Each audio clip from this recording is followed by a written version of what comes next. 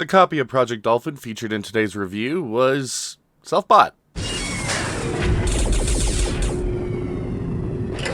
Gaming history is a topic of special importance to me. As much fun as it is to play games, learning about what goes into making these systems and experiences is equally fulfilling. When I learned about Travis Nicholas's book, Project Dolphin, it was something I knew I had to check out. This unofficial history of the GameCube serves as a great way to learn more about Nintendo's 6th generation system and its offering of games. Project Dolphin comes in a number of flavors, including hardcover, paperback, or ebook. In this review, I am looking over the hardcover version.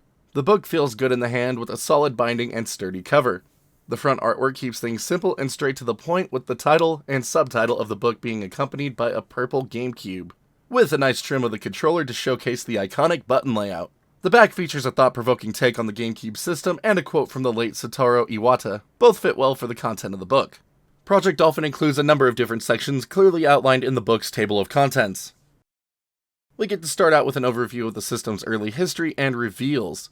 The use of Nintendo's official press releases and quotes from interviews given throughout the years is a great touch, and highlights well what was happening during the time period. I am also a fan of the book showing how the GameCube was almost a stereoscopic 3D system. The segment on the sale of Rare and the brief overview of the history between the two companies should also prove interesting for fans of the company who are unfamiliar with the event. Overall, a great overlook on the launch of the system. It's the next sections of the book that might be of particular interest to collectors or general audiences. A nearly complete list and overview of every official GameCube system and accessory released throughout its lifetime. It is quite absurd just how many different systems ended up being released around the world, and I remain quite jealous that most of them were Japanese exclusive. If you were unaware of Nintendo's early controller prototypes that would eventually become the Wiimote, Travis did the due diligence of including it here so you can see how it got started with the GameCube. The last main segment of Project Dolphin, and its largest, is a complete listing of every game that has been released for GameCube, including its one unofficial release, Max Play 10. The content is sorted alphabetically for easy locating of your favorite titles, and each game listing comes accompanied by a North American box shot and an in-game screenshot. Bigger titles also have a shot of the GameCube disc. Each game is given a brief description of what it is about, along with some personal notes on select games from Travis. The section is closed out with a list of unreleased games and game bundles. Crazy to think about some of the games we almost had on the little purple box that could. The finale of Project Dolphin touches on the continuing homebrew scene for the GameCube and ways to hook one up to modern displays. Likely due to the editing timelines from when the book was actually finished to being printed, there are some modern alternatives omitted, like the Insurrection Industries Carby or Retrobit Prism, but you can hardly fault the book for that. The final retrospective from Travis is a great send-off with personal takes from past and present experiences with the system. Overall, I enjoy the content found within Project Dolphin and think Travis did a great job with this unofficial guide to the GameCube. When it comes to criticisms of Project Dolphin, the ones I have aren't really content related. Sure, some of the screenshots and artwork can be washed out at times, but that is hardly a deal breaker in my book. Pun not intended there, but I think I'm funny sometimes, so What really let me down about my hard copy release of Project Dolphin was some quality control issues on the book print. When the book was made and bound, not all of the pages were placed properly in my copy, leading to some being folded over into themselves. When I managed to get them laying properly, it results in these overhangs that can last a few pages. I eventually trimmed it myself to fix the problem. Unfortunate, but these things happen, and it doesn't take away from the content of the book. For fans of the GameCube or potential collectors of the system, Project Dolphin makes for an excellent addition to your library. With every game showcased along with practically every system and accessory, you are hard-pressed to find a more complete repository of GameCube information in one place.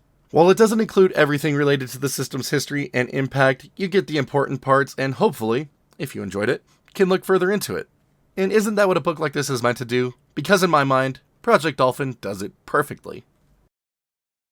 And those are my thoughts on Project Dolphin from Travis Nicholas. I love these unofficial compilation guides for systems that have been coming out. We got one for GameCube. I loved my ones for N64, PS1. But most of all, I love that there are people out there that are passionate enough to put something like this together. And I mean, overall, it is a pretty awesome looking package. I love that it is hardcover, and we just have such a fantastic compilation of everything going on in here, and just pretty cool. self-published effort on Travis's part, so the price is a bit higher than what you'd normally expect for something like this, but in my mind, totally worth it and worth supporting individuals that want to bring out stuff like this. This is a passion project. You can tell this is a passion project, and I love to support these things. So really happy to have picked this one up earlier. Just a couple months ago. It took me a long time to make this video. I'm really sad that it took me so long to make this video, but here it is. Hope you enjoyed it. Let me know what you think about books like this down in the comments below. I'd love to hear from you on that.